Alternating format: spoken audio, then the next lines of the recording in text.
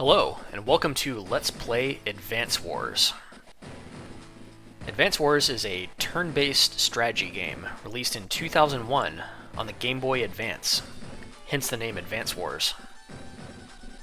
There are 4 games in the Advance Wars series, and they are all absolutely fantastic, 10 out of 10. Some of my favorite games of all time. On my channel, I'm going to be doing campaign Let's Plays for all 4 Advance Wars games, starting with this one, the original Advance Wars. So without further ado, let's get started. I'm talking to a blonde military officer in a purple uniform who says, "Welcome to Advance Wars. Please enter your name."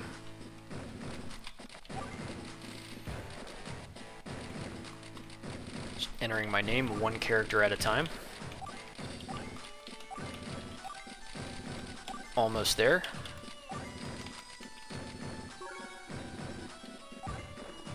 It's nice to meet you, Sodruns. I'm Nell. I'm a CO, or Commanding Officer, in the Orange Star Army. Is this your first time playing? It's not my first time playing, but for the benefit of anyone watching who's never played Advance Wars, I'm going to go ahead and select yes. Very well, let me explain a few things briefly. There are several different modes of gameplay. The Versus mode is for multiplayer battle on one Game Boy Advance.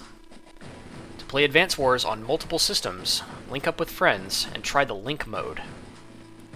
And then there's Field Training. If you're playing for the first time, you should start in Field Training. Would you choose Field Training on the Mode Select menu, please? In Field Training, I can instruct you on game controls and overall battle strategy. Once in Field Training, please complete the missions in order from top to bottom. The first lesson is on troop orders. Let's start here. So I'm here in the Advance Wars menu. There are only 3 game modes available from the beginning. I'm going to go ahead and select Field Training. And I'm going to select the topmost mission, which is called Troop Orders. Basic troop movement and attack controls are explained here. Nell says, "First, let me brief you on the situation. We're in this large nation here, Orange Star. The country to the east is Blue Moon. The 2 countries have been bitter rivals for years. Border skirmishes had died down recently, until that madman Olaf... Oh, excuse me, I mean... the Blue Moon commanding officer, Olaf, suddenly ordered an invasion of Orange Star. So, the Alara region is now held by Blue Moon forces. Candidate Sodruns, you have been given a mission. You are to drive Olaf from Alara and secure it for Orange Star. I will be your support. Let's move out." Mission 1, Troop Orders. Day 1. Nell says, "The Alara region is quite remote. That's why Olaf hasn't deployed many troops to the area. You yourself have 2 infantry units under your command. These orange units are yours. These blue units are the enemy. They belong to the Blue Moon Army. Defeat the enemy forces to complete this mission successfully. Well, let's issue some orders. The cursor is used to give commands. The control pad moves the cursor. First, let's command this infantry unit. Would you place the cursor on the infantry unit, please?" So before we get started here, I'd like to point out a few things about the screen here. So I can move the cursor around at will to any square that I want to. Like Nell said, there are 2 orange infantry and 2 blue infantry. The orange ones are mine, obviously.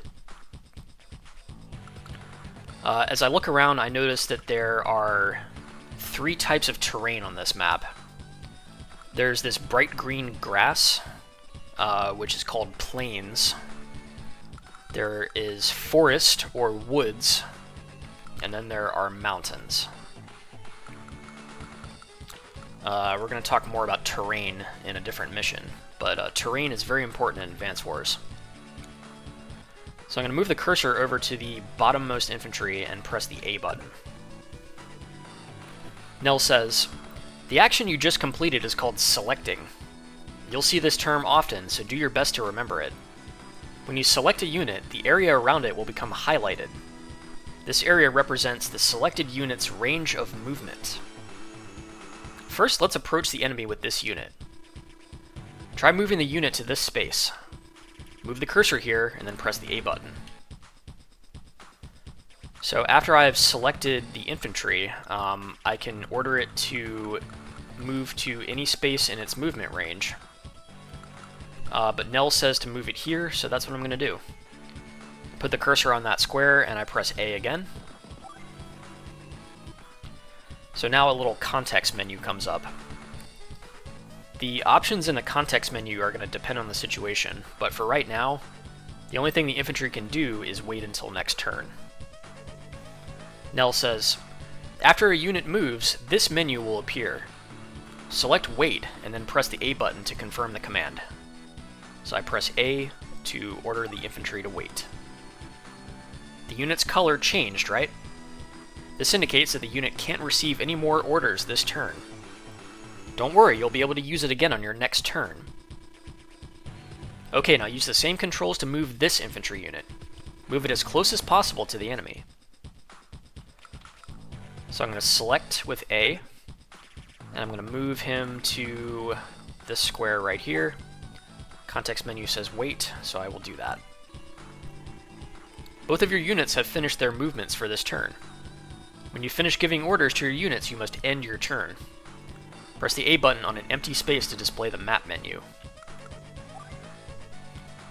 So now I go to End, and it ends my turn on day 1. Now it's day 1 for Olaf. So before I read Olaf's lines, I'd like to point out a couple things. You heard the music change. So each CO in the game has their own theme, which I find to be absolutely amazing. This theme is obviously Olaf's theme, because it's his turn. Nell mentioned the two nations before, Orange Star and Blue Moon. So Orange Star is basically the USA, and Blue Moon is basically Russia. However, I will not be doing a Russian accent for Olaf. That would be absolutely cringe. And in fact, as we play the game, we'll see that Olaf is more like Santa Claus than he is like Joseph Stalin. So I'm going to do my best to give him like a Santa Claus voice. Olaf says, "Eh? Orange Star army units have moved to the Alara region? Ha! They won't last long. My troops there will make short work of them. Ho ho ho." So now Olaf is moving his infantry directly towards mine.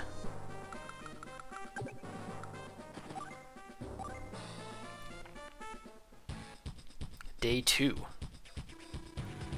Nell says, "It looks like Olaf has noticed our arrival.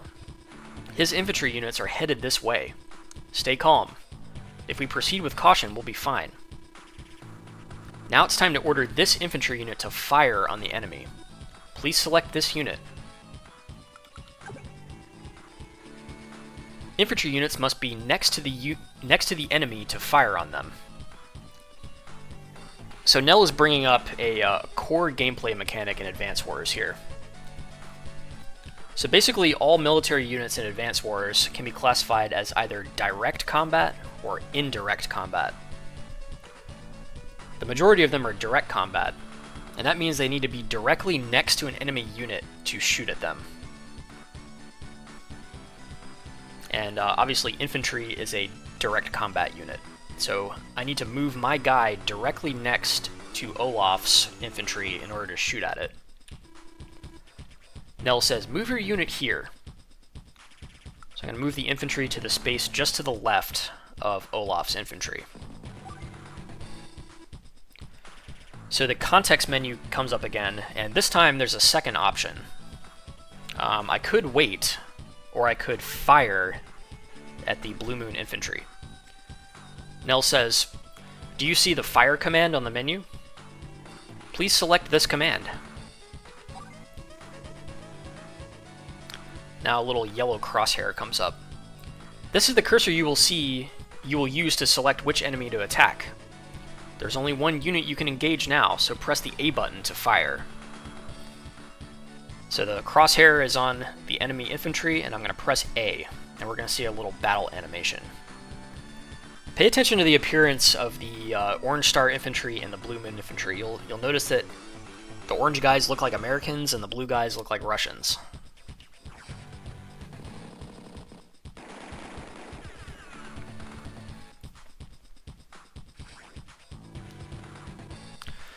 Alright, so I just attacked his infantry. The ending hit points are 8 hit points for my infantry and 5 hit points for Olaf's. Nell says, "You scored damage on the enemy." Do you see the numbers on the units? This indicates the unit's hit points. All units begin with 10 hit points, but as they take damage in battle, their hit points will decrease. When a unit reaches 0 HP, it will vanish from the screen, also known as dying. Notice that your unit has more HP than the enemy unit. This is because the unit that attacks first generally has the advantage. So this is another core gameplay mechanic here. If a direct combat unit attacks another direct combat unit, the defending unit will have a chance to automatically counterattack. In other words, I shoot at Olaf's infantry first, he gets to shoot back at me. And that's why my guy has 8 hit points, because he was slightly damaged in the counterattack. Nell says, the unit that attacks first generally has the advantage. Waiting to be attacked is not a good strategy. You should pick your battles and always fire first. If you fire on this unit again, you should defeat it. So order your remaining infantry to try to engage the enemy. I'm going to select my other infantry. I'm going to move it directly next to the Olaf infantry. Select fire.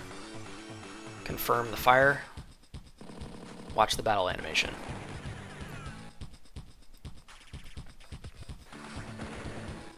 Congratulations! There's only one enemy unit left to deal with.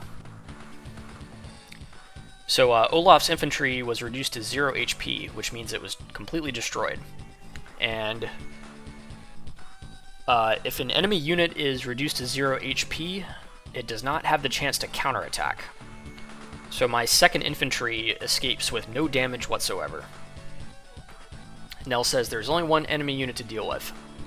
If you stick to your battle plan, you can finish it off too. Select N from the menu and continue to your next turn.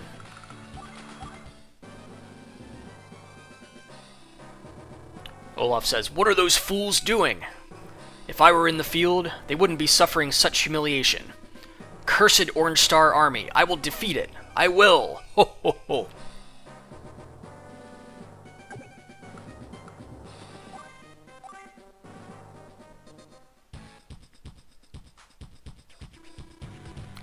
Nell says, "It's your turn again. You have a 2-to-1 advantage. This battle is yours to win. But wait a minute. This unit took damage in the last battle, didn't it? Units lose some of their firepower when damaged." Another core gameplay mechanic in Advance Wars. The amount of damage that your units do is directly proportional to the amount of HP that they have. In other words, if it's at like half hit points, it will do half damage. If it's at 1/3 hit points, it'll do 1/3 damage. So on and so forth. So it's better to fire on the enemy with an undamaged unit. Go ahead and order your undamaged unit to attack. So I'm going to take this infantry, and I'm going to move it next to the Olaf infantry, and fire.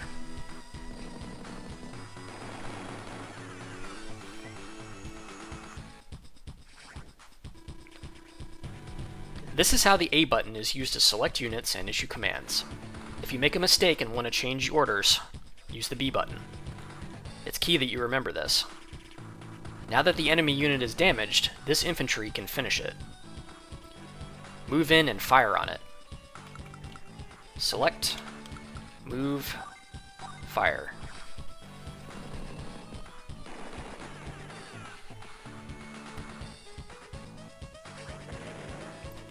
You defeated all the enemy units. Your mission is a success. Keep up the good work. Olaf says, "What? Inconceivable. That land was mine. How did they lose it so easily? Grrr. Next time, victory will be mine. Ho ho ho." Nell says, "Congratulations, Sodruns, you won. Now you will see the rank that your strategy has earned you. Speed is based on how quickly you won, while power is based on how well you concentrated your attacks and overcame your enemies. Technique is based on how many of your own troops were lost. You'll earn a rank for each map you clear, so you can compare your scores to your friends. Good luck on your next campaign."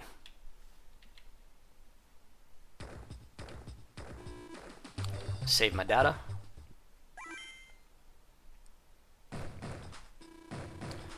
So now I've completed the Troop Orders mission and I earned an A. The next mission is called Terrain Intel. This mission focuses on defensive terrain cover. Enemy forces have been spotted in the Alara Mountains. Their HQ is in another area, so we believe this is a covert attack. A covert attack. That sounds like something Olaf might try. Your goal is to take out these units. You've been given 4 infantry units to carry out this operation. Let's go. Mission 2, Terrain Intel. Day 1. Nell says, The enemy has deployed some mech, or mechanized infantry units. This could be trouble. Mech units have more firepower than your standard infantry do. You won't be able to defeat mech units in direct combat, so you'll have to use the terrain to give you some defensive cover. I'll explain about terrain features as we go. Select this infantry unit, please. So before I continue, let's just take a look around the map here. Similar to the last map, it consists solely of plains, forests, and mountains. I have 4 normal infantry units. Olaf has 2 infantry and 2 mech. And like Nell said, mech units are better than infantry in most respects. They're straight up just stronger than infantry, and they have the ability to attack vehicles, tanks, and whatnot, in a way that normal infantry cannot do. But they do have some limitations. Namely, they can only move 2 spaces per turn instead of 3 spaces. And that allows you to often attack them first with infantry. And as we learned in the last mission, the unit that attacks first has an advantage. So let's continue. I'm going to select this infantry here. Nell says, "Let's review what we've learned so far. Order this infantry unit to fire." So like in the last mission, the highlighted area is where my infantry can move to. It's a direct unit, so I have to move it next to the enemy infantry. Context menu comes up, I select fire, and I attack the Olaf infantry. He's left with 5 hit points, and I'm left with 8. Nell says, "Excellent. Okay, select this infantry unit next, please." Nell says, "Do you notice anything different? Up till now, the highlighted movement area for infantry was 3 spaces. Well, in the mountains, it's less. Movement cost is double. This means your movement rate will be half that on plains. Do you think that means you should avoid mountains? That would be a very serious tactical error. Mountains offer advantages that compensate for movement cost. You'll understand once you fire on the enemy. Go ahead, engage the enemy and fire." So I'm going to take this infantry, I'm going to move it to this mountain tile next to the enemy infantry and fire. You can see on the animation that my infantry was standing on a cliffside firing down. Nell says, now compare the HP of the 2 infantry units that you used to attack. The last unit took less damage than the first unit, didn't it? And indeed, my infantry, my second infantry has 9 hit points left after the attack compared to 8. Nell says, this is because of another terrain feature called defensive cover. You attack the enemy from the mountains, right? Defensive cover in the mountains is this number here, a 4. The defensive cover on the plains is a 1. The higher the defensive cover, the less damage you'll take. Is that clear? Good. I knew you were a quick study. Go ahead and fire on the remaining infantry units. Select end when you're finished. Alright, so I'm going to take a moment to explain this game mechanic here. So every type of terrain has a defensive rating, like Nell said. You can see it in the pane on the right side of the screen there. For plains, defensive rating is 1. For forests, it is 2. And for mountains, it is 4. So what does this number mean? In simple terms, that number means that much percent is removed from an incoming attack. So if I'm on plains, I get a defensive bonus of 10% of the damage removed from an incoming attack. On woods, it is 20% removed, and on mountains, it is 40% removed. So as you can imagine, particularly on mountains and higher defensive terrain, removing 30%, 40%, 50% of incoming damage is quite significant. So we're going to attack with this northern infantry first here. I only have one choice of terrain to move to, which is the one directly above the Olaf infantry, so I'm going to fire. Infantry is destroyed, and there is no counterattack. I'm going to take my final infantry, I'm going to place him on the mountains, and fire on Olaf's 5 hit point infantry down here. Infantry destroyed. Go ahead and end the turn. Day 1 for Olaf. He says, so you've spotted my troops, have you? That's pretty good. But this time, things will be different. Ho ho ho. You'll learn what it means to face mech units. Ho ho ho. I'll just keep watch from back here. No need for me to actually be in the field. I'm still in charge, though. Good old Olaf, leading from the rear. Olaf's mech attacks my infantry and does 6 HP of damage, leaving my infantry with 4. Olaf's mech attacks my infantry in the mountains, and it's going to do less because of my unit's defensive cover. So it does 4, leaving 6 hit points.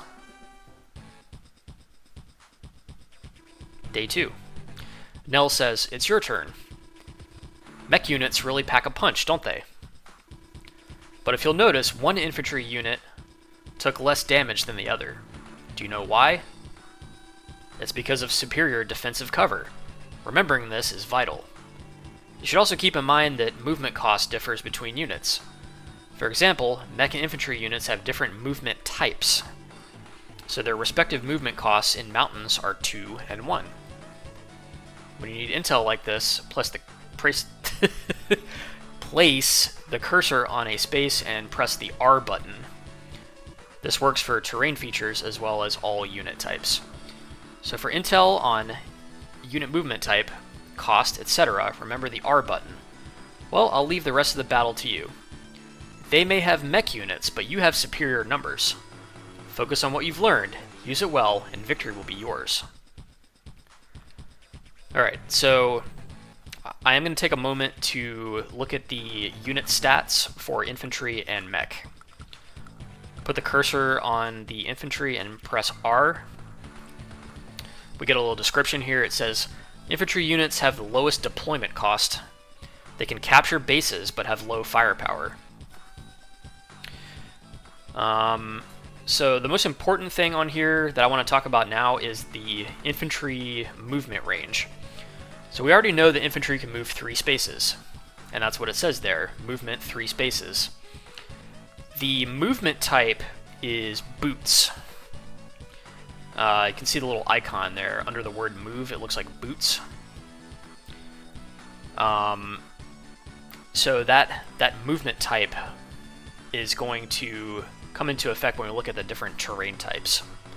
So for now, just remember, infantry move on boots for 3 spaces. They also have a vision range of 2. This only applies to Fog of War, which we have not gotten to yet. And then we look at the fuel, the fuel of the infantry. So infantry have 99 spaces of movement before they run out of supplies and are unable to move anymore. It is pretty rare to see infantry get low on fuel, but it can happen. However, there are ways to resupply your units, which will get covered in later field training missions. And then we look at its weapons, and we can see that it does not have a primary weapon, but its secondary weapon is a machine gun. Now let's go ahead and look at the mech. Mech units can capture bases, traverse most terrain types, and have superior firepower. So let's look at the mech's movement stat here. Its movement type is mechanized, and it can move 2 spaces. Remember that. 2 spaces and mechanized movement. Its vision is 2, the same as the infantry, and it has a little bit less supply range. It can only go 70 spaces. The mech also has 2 types of weapons. Its primary weapon is a bazooka, which it can use against vehicles to great effect. And the bazooka has limited ammo. It only has 3 shots. However, the mech does have a secondary weapon, the machine gun, which has infinite ammo. And by the way, the infantry machine gun also has infinite ammo. I forgot to mention that before. Alright, so the 2 movements that we found are infantry can move 3 on boots, and mech can move 2 on mechanized. So if I press R on a plains tile, we get some statistics here. The defensive rating of plains is 1 star, we already knew that. And then we get movement costs.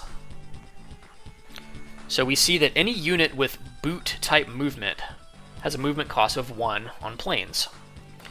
That means the infantry can move 3 spaces across plains because it has 3 movement and it runs on boots. And on plains, 1 tile costs 1 for a unit with boots. Sorry if I'm repeating myself. For mech, that cost is also 1. So long story short, infantry and mechs can move 3 spaces and 2 spaces respectively on plains. For mountains, it's the same, 1 and 1. Woods, not mountains. Woods have 2 stars of defense instead of 1, so 20% reduction. Now let's look at the mountains. This is where it gets interesting. Mountains have a defensive rating of 4 stars, or 40%. The movement cost is 2 units of movement for boot units. So since infantry have a movement range of 3, they need to expend 2 for every mountain tile that they move onto. And since they don't have 4, that means they can only move 1 space across mountains per turn. Because the first movement onto the first mountain tile expends 2, and then to move on to the next one would have to expend another 2, but they only have 3. So they're only able to move across 1 tile of mountains per turn. For mech, though, it's still only 1. So that means that mech can move 2 spaces per turn through the mountains. This is a significant advantage for mechs. They have the best movement through mountains of any land unit in the game. And they also get, obviously, high defense from the mountains as well. Alright, let's go ahead and finish off these mechs, shall we? For the mech in the north, I have a choice between shooting at it with the 8 HP infantry or the 4. Obviously, I'm going to pick the 8 because the 8 has more firepower, since it has higher hit points. I'll move it onto the mountain, and I will shoot at the mech.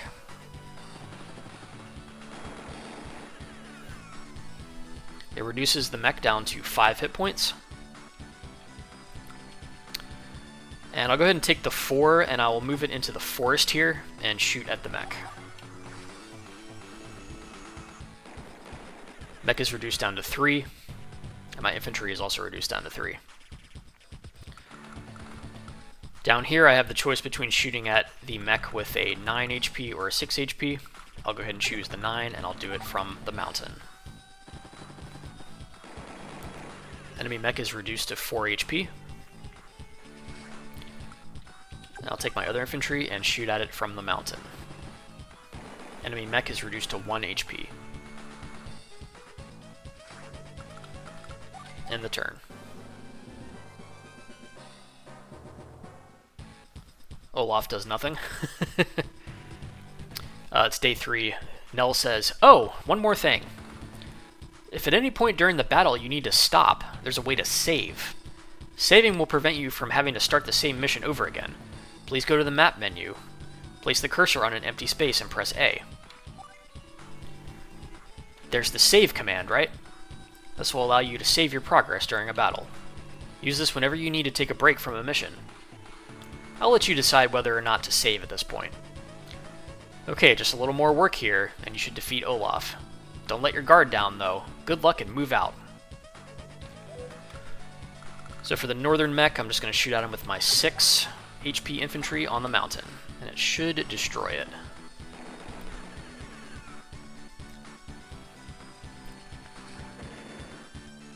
And then down here in the south, I'm going to take my 8 HP infantry and shoot at the 1 HP mech, destroying it.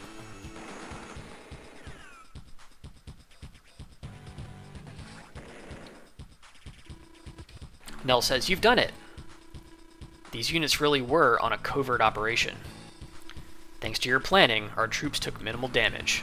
Keep up the good work." Olaf says, "Ah, another failure. After all my careful planning, another botched mission. Grr. Next time I will prevail. Ho ho ho." Nell says, "Victory is Sodrun's." And I got an A rank.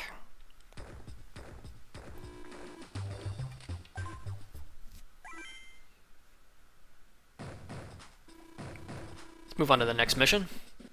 The next mission is called Base Capture. Capturing bases is the focus of this mission. Our current mission is to storm the Spiral Hills, or Spire Hills. If successful, we should be able to drive that pompous old... we should be able to force the Blue Moon forces to withdraw. If you remember, we faced 2 mech units in the last battle, right? In response, you've been given command of 2 mech units yourself. Mission 3, Base Capture. Day 1. Nell says, "This area is crucial to the defense of the Alara region. This explains the 4 enemy tank units deployed and waiting for us. Fortunately for us, those tanks can't cross the mountains. So let's take care of business here first and deal with them later.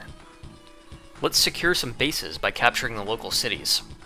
Select this infantry unit, please. Would you move it here?" So before we do that, let's take a look at the terrain on this map. There are a couple of terrain types on this map that we haven't seen yet. The first one is the HQ buildings. So all the way in the west or left side, we have my HQ. It looks like a red Empire State Building. And this is the Orange Star HQ. It always looks like this. If I press R on it, I get a unique little graphic here. My HQ is 4 defensive stars, so any unit sitting on the HQ will receive 40% damage reduction. And pretty much any unit can traverse across the HQ with no movement penalty, except for naval units, obviously. You can't sail a ship onto your HQ. Blue Moon has an HQ. It's on the eastern side of the map, and it kind of looks like a blue St. Basil's Cathedral. And if I if I press R, I can see the little graphic, and it very much looks like a red square, but blue. And the stats are the same, 4 defensive stars. There's a river on the eastern side of the map here. So let's press R. The river offers 0 defensive stars, so no defensive cover whatsoever, and only certain units can move or cross the river. Infantry, mechanized, and air are the only units that can move through a river tile. For infantry, it costs 2 movement points, so it's a pretty big impediment. For mech units, it only costs 1 movement point, so not an impediment at all. And obviously air units can just fly right over the river. There are also 2 bridges. If we press R, we see that a bridge is 0 defensive stars, similar to the river, but all land units, and air units too, can cross a bridge with no movement penalty. And then we have cities. So there are 2 different colors of city here. There are gray cities, 3 of them here near my HQ. These are neutral cities that don't belong to either side. And then there are 4 blue cities. The blue cities belong to Blue Moon, the enemy. And Nell will probably explain what is meant by city allegiance a little bit later. But if we press R on a city, we see that a city has 3 defensive stars, and offers no movement impediment to any unit type. So cities are easy to move through and offer good defense. And then last but not least, we're going to take a look at the tank unit. This is the first time we've seen tanks in Advance Wars, and I will tell you that the tank is the premier unit of this game. It is the workhorse land unit. General purpose, cheap, effective. Tanks are like pretty much your bread and butter of any game. So if we press R on a tank, we get some intel on a tank here.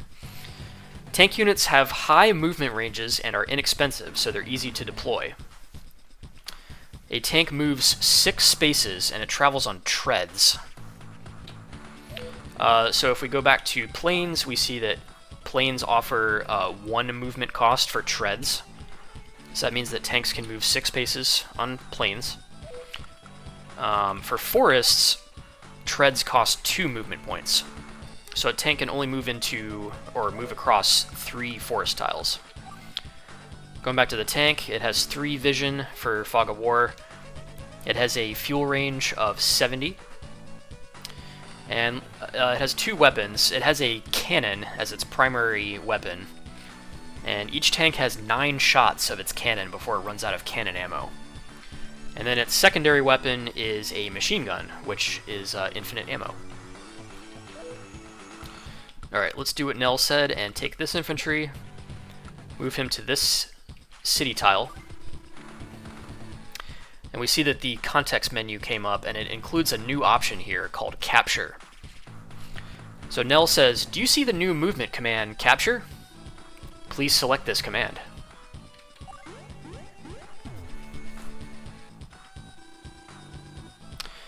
Alright, so my infantry did a little capture animation, and the city is now half captured. It takes at least 2 days to capture a city. Order this unit to capture again next turn to secure an allied base. Oh, I almost forgot. Don't move a unit that's in the process of capturing a city. If you do, you'll have to begin capturing it all over again. The same is true if the capturing unit loses all of its HP. Do your best to protect units trying to secure new bases. Okay, now let's move this mech unit. Go ahead and select it, please. So I select the mech unit. Nell says, only infantry and mech units can capture new bases. Remember this when deploying units into unsecured areas. Move the unit to this position, please. So the mech can only move 2 spaces, so I move it here. Now go ahead and move the rest of your units close to the cities. Select N when you've finished moving. So I'm going to expound upon what Nell said a little bit. When capturing a city, you have to understand that the city has 20 capture points. You can think of them as like city hit points. A full health infantry captures 10 capture points in a turn. So it takes a full health infantry 2 turns to fully capture a city. While it's doing that, it can't do anything else, or rather it can't move away from the city, otherwise it will lose the progress that it made capturing the city. Similarly, if you are using a half health infantry at 5 HP, it only does 5 capture points per turn, so it would take it 4 turns to capture a city.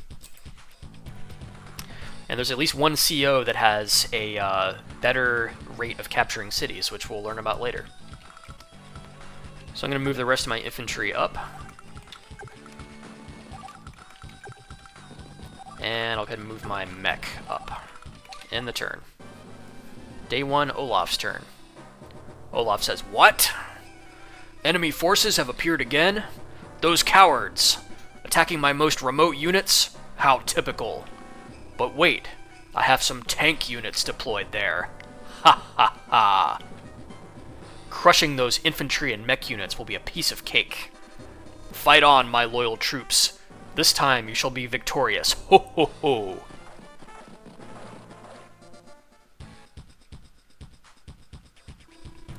Day 2. Nell says, "It's your turn. First, you should always start by completing the capture of cities. Please select this infantry unit and press the A button." So I select the infantry. I don't want it to move anywhere, so I just select the square that it's already on. The context menu comes up again, and I press A again to complete the capture. And now the city is red, or orange, meaning that it's my city. Nell says, "Now, this city is yours. It's the same color as your troops, right? You can now use it as a base." So now you can see that these cities are under enemy control. She's referring to the blue ones. By the way, gray cities are neutral. Let's get back to discussing bases. If you put a damaged unit in a base, it will recover some hit points each turn. Specifically, it recovers 2 hit points per turn. You will also receive 1,000 gold per day from each city you capture. It's not just each city you capture, it's each property that you own. These funds are crucial for restoring hit points to your units. Funds are also used for other purposes, but I'll explain those later. Now you use this mech unit to capture a new base. Would you please select this unit? I select the mech. Nell says, "Now, here's a problem for you. 2 cities are within your range. One is neutral and one is hostile. Which one should you capture first?" Well, logic would dictate that I want to deprive the enemy of his city first, so I will capture the blue city.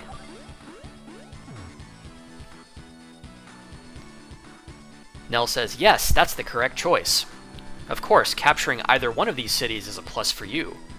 But if you secure the enemy city, you'll also reduce your foe's funds." Oh yes. There's one more thing you need to know. Look here to see how long it will take to secure the city. The capture number is now 10. When this number is reduced to 0, the city is secure. An infantry unit has 10 HP, so it takes 2 days to capture a city, with a capture number of 20. A damaged unit has less HP, so it'll take longer for it to capture a city. So now you know how to capture cities, right? I'm going to let you make all of the command decisions from now on. Would you like some advice on how to proceed? Yes. Naturally, you can win this battle by defeating all the enemy units. However, the enemy tank units are extremely powerful. Fighting them head-on is not an advisable strategy. I suggest waiting by your bases and taking out the infantry and mech units first. Avoid the tank units as you try to capture the enemy HQ. The weakness of tank units is that their treads won't allow them to move through mountains. Place the cursor on a unit or terrain to press the R button, and press the R button for more valuable intel. One last thing. Don't let the enemy capture your HQ. You will lose if this happens. That's all. Good luck. Alright, so a couple things to expound on here. Capturing the enemy HQ means that they automatically lose. End of story, no questions asked. That is a victory condition in Advance Wars. Protect your HQ at all costs. Also, Nell mentioned that tanks can't cross mountains. Very true. So let's go to a mountain tile and press R. So similar to rivers, we see that the only units that can move through a mountain are infantry at 2 movement cost, mech at 1 unit cost, and air units at 1 movement cost. So units that move on treads, like tanks, cannot move through mountains at all, ever. So mountains are a absolute barrier for tanks. So I'm going to move my infantry in the north up and capture the rest of these cities up here. And I'm actually going to move this this infantry down to this gray city and start capturing it. And I'll just move my mech up. Olaf, day 2. Doesn't look like Olaf's going to say anything. He's just moving his infantry and mechs forward. Alright, so I'm going to complete these captures.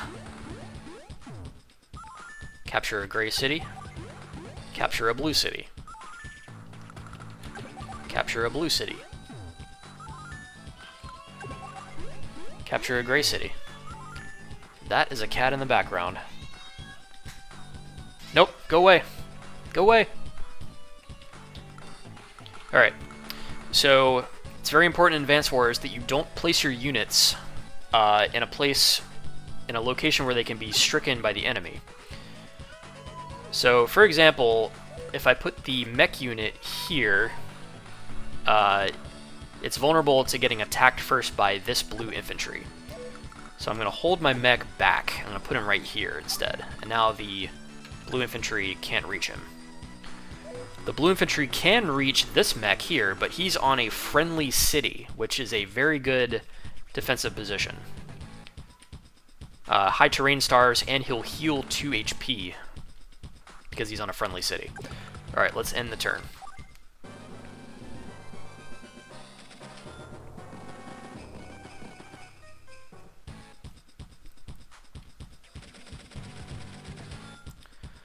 Alright, now it's time to open up a can of whoop-ass. First thing I'm going to do is attack the blue infantry in the mountains with my infantry on the city. He has a lot of defense, and so do I. But I'm on a friendly city, which means I heal. And the mech here, I'm just going to attack him with my infantry, because it's kind of always a good idea to attack mechs with infantry when you can, because the economic value of that exchange is favorable to you. What do I mean by that exactly? Well, the mech costs 3,000, and I just took 3 hit points off of it, so that's 900 gold worth of value. In exchange for that, I took 4 HP of damage on my infantry. My infantry is only worth 1,000, so that's 400 gold of loss for me. He lost 900, I lost 400. That is a favorable economic trade for me. Down in the south, I'm just going to attack this infantry with my mech, which is going to hurt it pretty bad, and my mech is on a city, friendly city, so he's going to heal. And, I'm actually going to pull my mech back here and just kind of wait for the enemy to come to me. Alright, I'm going to end the turn. Pay attention to this infantry here, which is at 8 hit points, but on a friendly city, and this mech down here, which is 9 hit points and on a friendly city. They are going to heal by 2 HP next turn. Day 4 for Olaf. The enemy is not attacking. Alright, so we see the 2 units healed like I described. Alright, so in the north, I'm going to attack the mech with my infantry on the city. I reduce it down to 4 hit points. I'll move up here and attack the other infantry with my infantry at full strength. Reduces it down to 1.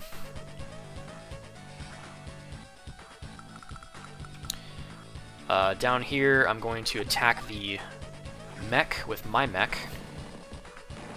Reduces him down to 5.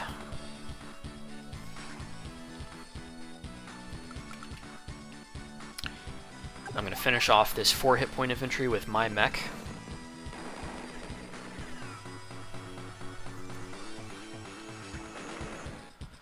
And I think I will try to polish off this 5 hit point mech with my infantry. Fingers crossed. Yeah!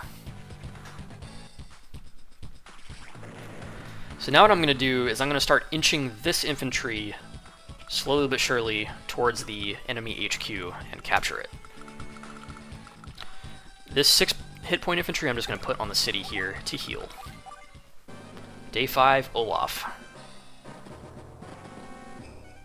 He's not doing much. First thing, I'll just move my infantry towards the HQ. Put my guys on the cities to just chill.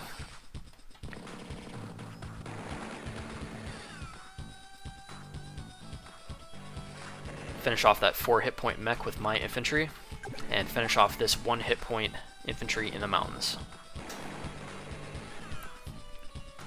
So now all of his infantry is dead. I didn't lose any infantry units. And I'll go ahead and just end the turn. Olaf day 6. There's nothing he can do. His tanks can't get to me because of the mountains. And funnily enough, the tanks can't defend the HQ because the HQ is also surrounded by mountains. So I'll just keep on moving my infantry towards the HQ. Put this other infantry on the cities.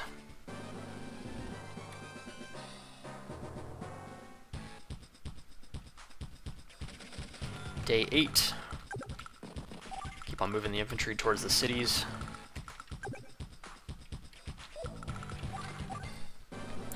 I was going to try to shoot at a tank just for fun, but it's going to damage me too much, so I'll just hold off.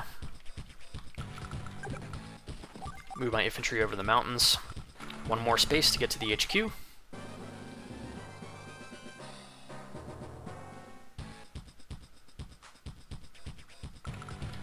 Alright, let's capture his HQ.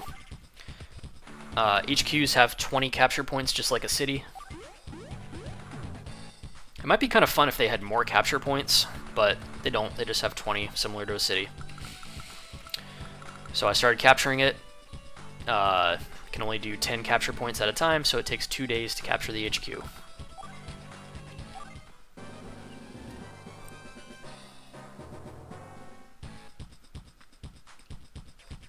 And now there's nothing left to do but complete the HQ cap. Nell says, "Outstanding! You've reclaimed the area and forced Blue Moon to withdraw. There's one more thing I have to tell you. You receive funds by capturing cities, right? Well, once you clear a map, you lose those funds. Sorry." Good luck on the next battle. I mean, yeah, she's right. You don't carry your funds over from battle to battle. That'd be really interesting if you did, though. Olaf says, "Unbelievable! We've been forced to withdraw? What's going on?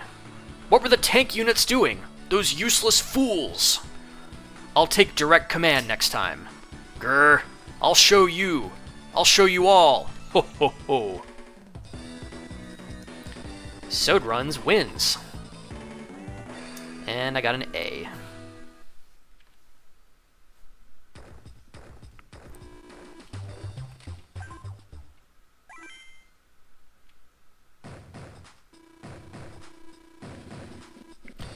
the next field training mission, number 4, is called Unit Repair.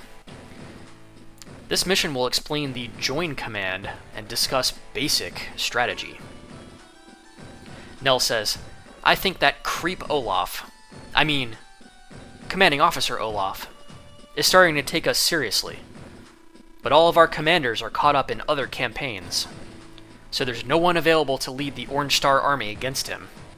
Sodruns, it looks like it's up to you to defend Orange Star. Let me brief you on the current mission. Our troops en route to the Lost Fortress have been waylaid by Olaf. It's up to you to join with them, beat back Olaf, and secure the area. We need the Lost Fortress. Move out! Mission 4, Unit Repair. Day 1. Nell says, Olaf has his bases covered. It looks like he understands the importance of holding this area. Almost all of our units heading for Lost Fortress have been eliminated. There are only 2 tank units left of the original contingent. We must repair them in order to have any hopes of winning here. So first, let's pull those 2 units back here and patch them up. Will you select this tank unit, please? So I have 2 tank units. Both of them are heavily damaged. One has 2 HP and one has 4 HP. I select the 2. Nell says, to repair a unit, just move it to an allied city or a secure base. This tank unit can make it to this city. Please move it here. So I move the tank onto one of my cities. Good. This tank unit will now recover 2 HP for every turn it stays here. Okay, now let's withdraw this tank unit too. Would you select it, please? I select the 4 HP tank. I'd like to repair this unit now, but there's no safe place within its movement range. There's nothing we can do about that. Let's get it as close to a city as possible and begin repairs next turn. Would you move it here, please? I move it as far to the rear as I can, next to my 2 mechs. That's right. But we can't stop there, can we? The unit's still vulnerable to attack from the enemy's tank unit. Place the cursor on a unit and press the B button to check its attack range. The area it can fire upon will appear in red. Well, what to do now? How about giving it a little assistance? Let's deploy other units around it to prevent it from being attacked. This tactic is called building a defensive wall. Our available units are, this mech unit should do nicely. Move it here to create a defensive wall. So I take my mech, and I move it to the forest directly in front of the tank, and that will nicely block the bridge from being crossed by any enemy units. There, now the unit is safe from enemy attack. Enemy units can't cross allied lines, and vice versa. So what Nell means by that is, you can't pass through any enemy units. Your path will be blocked by enemy units. You can see why a defensive wall is such an effective strategic tool. This mech unit will come under fire, but it should be able to hold out for a turn. Since we have 2 mech units, we should be okay for 2 days. So move the mech units up, and then deploy the infantry as you like. Press N when you're finished. So I'm going to select the other mech and move it forward. Then I'm going to move the other infantry as far forward as I can. End the turn. Day 1 for Olaf. Olaf says, "Aha! The Orange Star forces have arrived. It looks like the group that's been giving me such trouble, too. But they don't even have one decent tank unit with them. I have nothing to fear from these ragged fools. Prepare to be routed. Ho ho ho." Olaf attacks my mech with his tank, reducing my mech to 4 and reducing his tank to 8.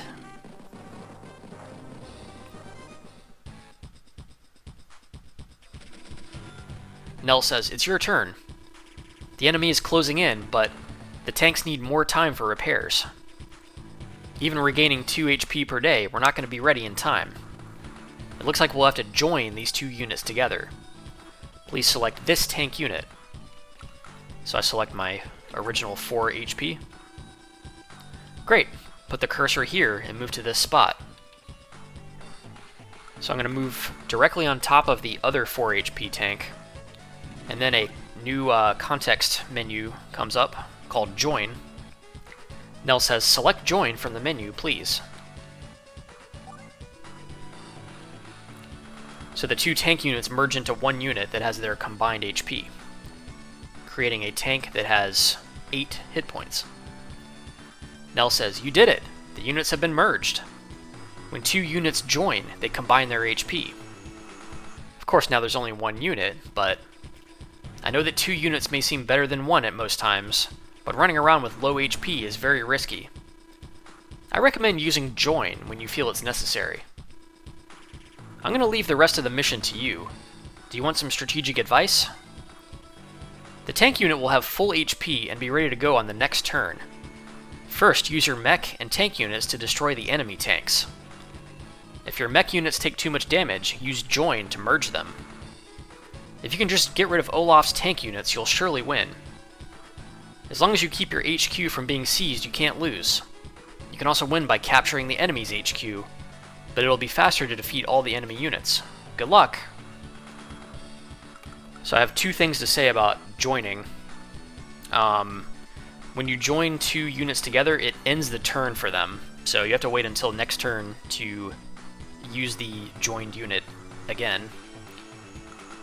And the other thing is, what happens if the combined HP is more than 10? Well, the unit's HP will be 10, and any leftover HP will be converted into money. And that is done according to the value of the unit. So a tank costs 7,000.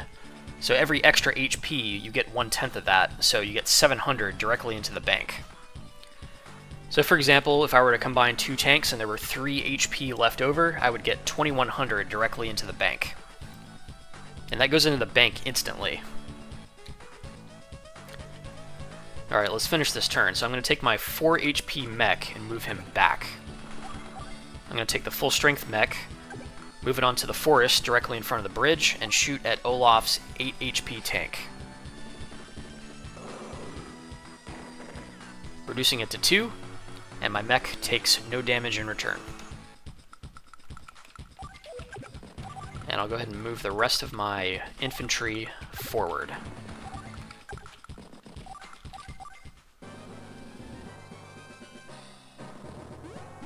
Olaf starts capturing the cities on the center peninsula. He takes his 10 HP tank and shoots at my full strength mech, reducing it to 4 and reducing his tank to 9.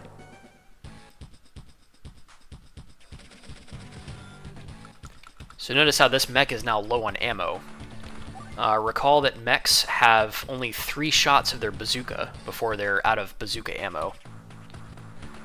And to replenish ammo for any unit, you can either put it on an allied city, or use an APC to restock its fuel and ammo. I think we'll do APCs in the next mission. So I'm going to take these mechs and I'm going to combine them. So now I have a mech that has 8 HP. I'm going to move my full strength tank forward and shoot at Olaf's 9 HP tank. Boom! Reducing it to 3 hit points. Down here in the south, I'm just going to shoot at Olaf's infantry from my infantry on a city, reducing his to 5 and mine to 9.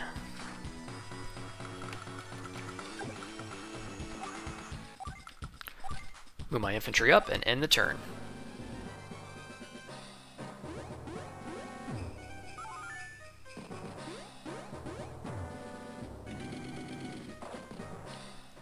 Olaf combines his tanks together. Interesting choice. So now he has a joined tank with 5 HP. Pretty much useless. That's not going to do a lot of good. So I will go ahead and... Can I use my 8 mech to kill his tank? I think I can. Fingers crossed. Oh no, it didn't die.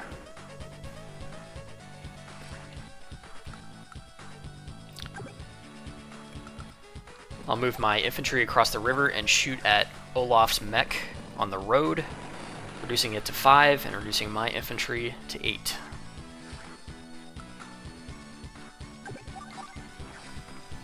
I'll finish off Olaf's tank with my tank.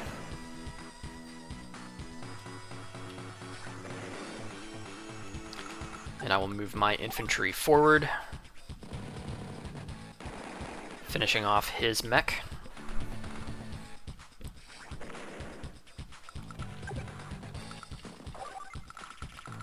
Down in the south, I'll finish off Olaf's infantry with my healthy infantry on the city.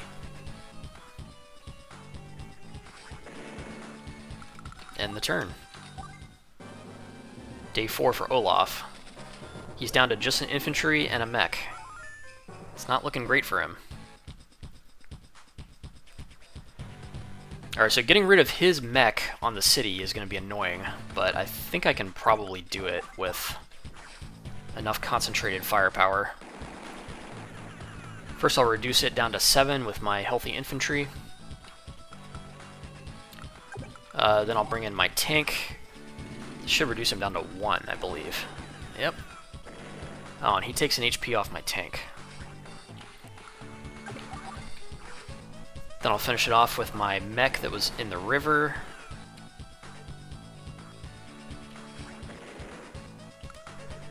Then Olaf is just left with 1 infantry on a city.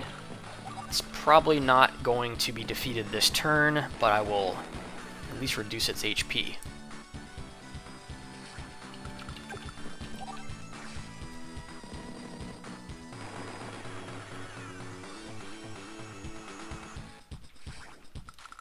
And the turn. Day 5 for Olaf.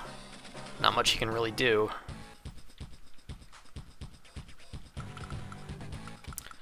I'll give the mech the honor of finishing off the final enemy unit.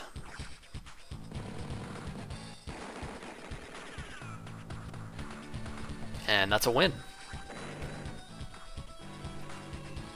Nell says, "The Blue Moon forces have retreated. Capturing this area was vital to our strategy. You did a great job. Keep up the good work." Olaf says, "Nell? So, she does have her hand in this. That explains why this little group has been such unexpected trouble. This is unforgivable. Next time I'll give them a display of true might. Mark my words. Ho ho ho." Outstanding, Sodruns. You won. And I earned myself an A.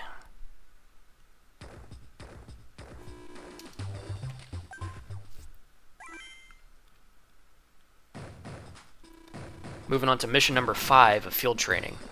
This one is called APC ABCs. This mission focuses on the supply, load, and drop commands. My superiors in Orange Star are pleased with your work, Sodruns. I'm also happy to say that the enemy troops aren't deployed ahead of us. Look at this. An artillery unit has been assigned to your command. Used correctly, this unit will strengthen your battalion, no doubt about it. But it sounds like it's seen a lot of action on the front lines, and well, I guess we'll get a look at it when we reach the battlefield. Oh, and I've received one more bit of information. You've also been given an APC to use. This one is fresh from the factory, so don't worry about its condition. Okay, let's get moving. Mission 5, APC ABCs. Day 1. Nell says, "Well, it's good to see that we have an artillery unit, but it's out of ammo. And it's almost out of fuel, too. It can't fire without ammo, and it can't move without fuel. In this condition, it's useless. But don't worry, I think we'll manage just fine. We just need to supply the unit using an APC. When you supply a unit, you fill its ammo and fuel to the maximum level. For intel on a specific unit, select the unit and press R. Okay, will you select the unit and move it here, please?" So I select the APC, and I move it just to the north of the artillery. In the context menu, there is now an option for supply. Nell says, "The supply command appears in the menu, right? Select that command, please." Great. Now we've given the unit both ammo and fuel. This is how APCs supply allied units in adjacent spaces. This time we gave supplies to only one unit, but APCs can also provide supplies simultaneously to any unit adjacent to it. Oh yes. You can also supply units by placing them in allied bases. And as I explained before, in addition to supplies, bases also provide hit points. So use bases when you can, but when you can't, use APCs. Now that the artillery unit is ready to go, let's use it and fire. Would you select it, please? I'm going to select the artillery unit. Notice how the highlighted area for movement range comes up. But for indirect units like artillery, if you want to shoot them, you can't move them. You have to fire from the spot you're already sitting on at the beginning of the turn. So Nell says, "Thank you, now press the A button again to display the command menu. Select fire." Alright, so notice how the artillery can shoot at the tank even though it's not adjacent to it. That is because the artillery is an indirect unit that can fire at a range. The range of artillery is 2 to 3 spaces away from the artillery. Let's fire at the tank and see what happens. Boom! Reduces the tank to 4. Bombardment. Nell says, "This is why we have artillery units. Indirect fire. Indirect fire is the term used for a long-distance attack on the enemy. This technique allows units to fire without fear of counterattack." Now that that's clear, go ahead and deploy the rest of your troops. It's only a matter of time before the enemy infantry attacks these allied bases. Let's see what we can do to protect them. I think a single tank unit might barely suffice. Please move the unit right here. Okay, so I'm going to move the tank to the space that Nell said. On second thought, protecting these bases with a single tank may be a little tough. The enemy also has tanks nearby, and well, I think it would be wise to move a mech unit up as close as possible. Please move this mech unit to this point. So we can already tell that the mech can only move 2 spaces at a time, so it's going to take it 1, 2, 3, 4, 5 turns to reach the cities. It's pretty slow. So we'll move the mech to this spot right here. The remaining units are yours to deploy as you see fit. Would you like some strategic advice? There's some neutral cities below us, right? It would be serious trouble if they were to be captured, so let's send these infantry down there. I think we can capture the cities and engage the enemy at the same time. But watch out for the enemy artillery. If you don't deploy your troops carefully, the enemy will attack them. Oh, and I almost forgot. Wouldn't you like to know how far your units can fire? Do you remember how we checked an enemy unit's attack range? Check your own troops' attack range the same way. Place the cursor on the unit and then press B. The area displayed in red indicates the unit's attack range. Okay, when you finish deploying your units, select End. So let's put the cursor over the artillery and press B. And we see that this diamond-shaped pattern here is the long-range bombardment radius of the artillery.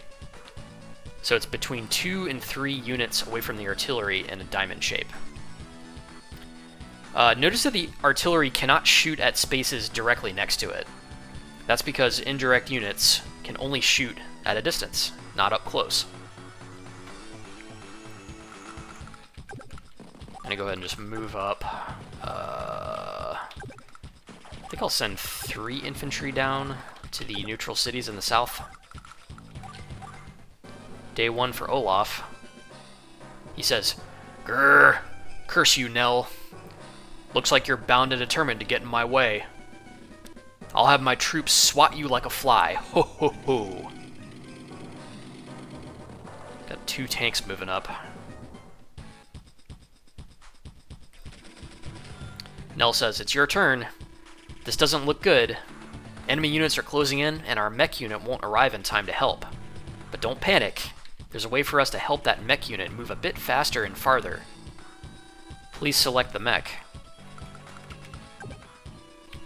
Okay, now move the mech unit on top of the APC. So I'm going to move it directly on top of the APC, and a new context command comes up called load. Nell says the load command is in the menu, right? Please select that command. You've now loaded the mech unit onto the transport. Transport units can carry both mech and infantry units. She means to say APCs. This effectively increases the movement range for these units. You won't go wrong using APCs to carry troops. Let's move this unit. Would you select it, please? Please move the unit to this space. So we're going to take the APC. It can move 6 spaces on treads like a tank. I'm going to put it here between the cities. Now a new context command comes up called drop. And next to the drop command is an icon of the mech that I loaded in. Do you see the drop command in the menu? Please select this command. After selecting drop, you'll need to choose where you want to unload. This time, please unload here, which is the eastern city. So I can choose to drop the mech at the square north, south, east, or west of the APC. But Nell wants me to put it in the eastern city here, so I drop it. That finishes the drop command. Unloading ends the turn for both the transport and the unloaded unit. This is a much faster way to reach distant objectives, right? So, APCs can supply all units, as well as carrying infantry and mech units. But there's one thing you need to remember. APCs carry no weapons, which means they cannot fire. For more intel on APCs, place the cursor on one and press the R button. From this point on, the army is yours to command. Would you like any strategic advice? First of all, you need to protect these 2 cities. You should deploy a tank unit to this city in front of the bridge. Next, I would advise moving the artillery unit near here. Oh, and there's one more thing about artillery units I need to tell you. Artillery units are powerful long-range weapons, but they're weak in direct combat. They also can't move and fire in the same turn. Anyway, once you take care of the tanks, you shouldn't have any problems winning this battle. To win, seize the enemy HQ, or wipe out all the enemy troops. It's up to you. Do your best and good luck. So let's put the cursor over the APC and press R. APC units transport foot soldiers, ammo, gas, and rations. So its movement is 6 spaces on treads, so it has the same movement characteristics as a tank. You can only see 1 space in Fog of War, and it has 70 units of gas, and it has no weapons. Go ahead and put the cursor over the artillery and press R. Artillery units are an inexpensive way to gain indirect offensive attack capabilities. So an artillery can only move 5 spaces, but it does have treads. It has a vision of 1, and only 50 units of fuel. So they're going to tend to run out of fuel a little bit more often. And its primary weapon is a cannon, of which it has 9 shots, and it can fire between 2 and 3 spaces. Alright, I'm going to take the tank and put it on the city and attack Olaf's tank. Olaf's tank is reduced down to 4 HP, and mine is reduced to 9. I'm going to take my artillery and I'm just going to park it right next to the city. Pressing B, I can see that it has coverage over the bridge and the space beyond the bridge. Let's go ahead and move these other infantry down towards the southwest cities. And we'll move these other units up. Day 2 for Olaf.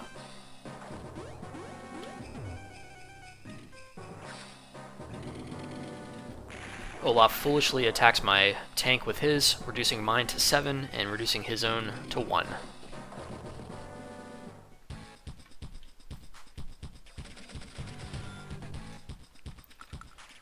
Alright, so first I'm going to take my mech that's on the city and shoot at Olaf's infantry, which is in the river. 0 defense. Oof, that hurt. His infantry is reduced down to 3, and my mech takes no damage. Next, I'm going to take my artillery and do a little bit of bombardment.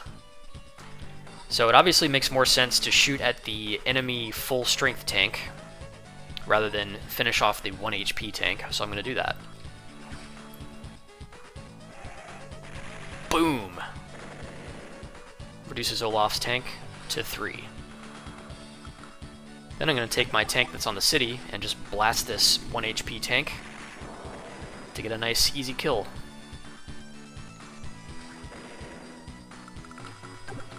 I'll move the mech and the infantry up. And then down here, as I've explained before, it's economically valuable to attack mechs with infantry whenever possible. So I'm going to take my infantry and shoot at his mech.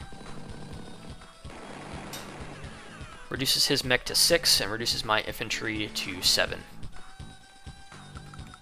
Now I'm going to attack his infantry, which is attempting to capture the city. And I'll move my own infantry in. End the turn.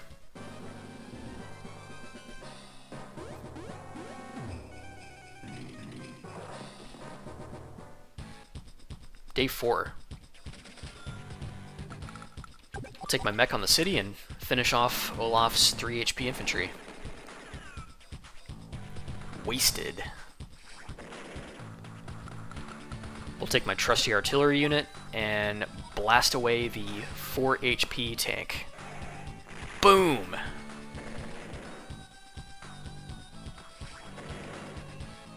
I'll take my full strength tank. Finish off Olaf's 3 HP tank on the bridge.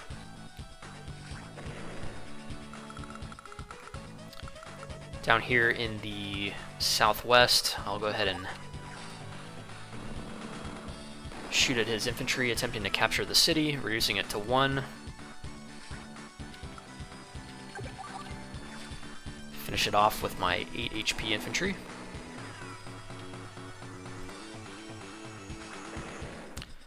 Now I don't want to move into this neutral city because Olaf's artillery is covering the spot, as you can see.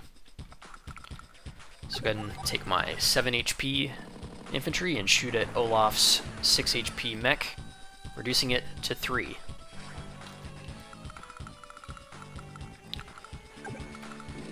I'll move the APC up here and just load a mech into it. End the turn.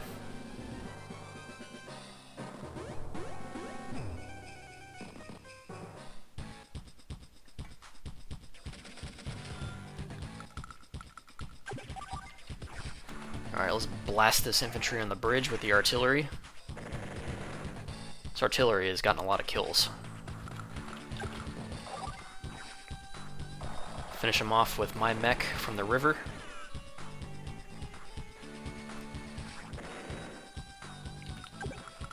Then I'm going to move my tank down to take out his artillery.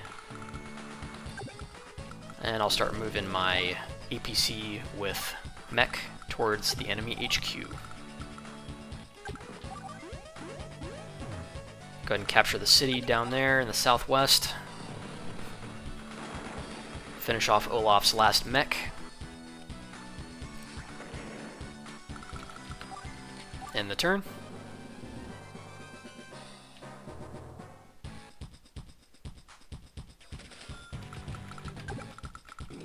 Move the APC next to his capital and drop off the mech. And then I'll take my tank and start shooting at the artillery. Now remember that artillery can't shoot at adjacent spaces, so this tank can just walk right up to the artillery and blast it with no counterattack. Boom!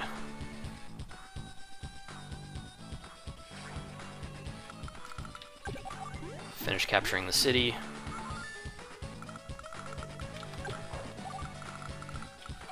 End the turn.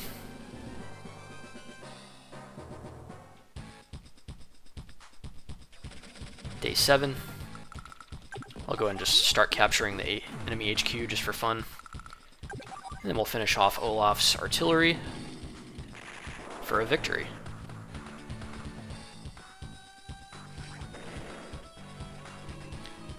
Nell says, "Did you get a feel for deploying artillery units? You're doing well. Now get going and keep up the good work." Olaf says, "Grrr. Next time, blast it. Next time." I knew you'd win Sode runs. And I got an A.